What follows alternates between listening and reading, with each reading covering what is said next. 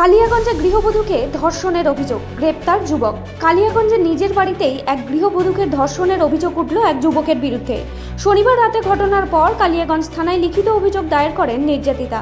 অভিযোগের ভিত্তিতে রাতেই অভিযুক্ত আনোয়ার মোহাম্মদকে গ্রেপ্তার করে পুলিশ। পুলিশ সূত্রে জানা গিয়েছে, অভিযুক্তের বাড়ি কালিয়াগঞ্জের পীরপুকুর ৯ নম্বর ওয়ার্ডের মুসলিম পাড়ায়। অভিযোগ, শ্বশুরবাড়ির পরিচিতির সুবাদে ওই যুবকের বাড়িতে আসা যাওয়া ছিল। সেই সুযোগেই শনিবার রাতে গৃহবধূর ঘরে ঢুকে ধর্ষণ করা হয় বলে অভিযোগ। রবিবার অভিযুক্তকে রায়গঞ্জ জেলা আদালতে পেশ করা হয়।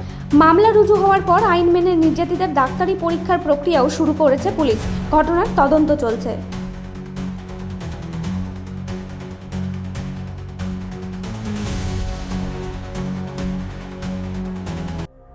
সংবাদটি নিবেদন করছেন স্বস্তিলোক উৎসব ভবন, গঙ্গারামপুর, দক্ষিণ দিনাজপুর।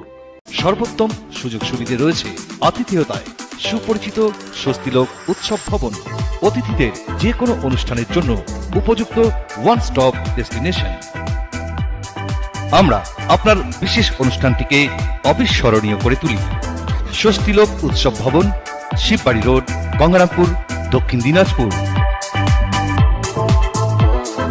ব্যুরো রিপোর্ট, উত্তর বাংলা সংবাদ।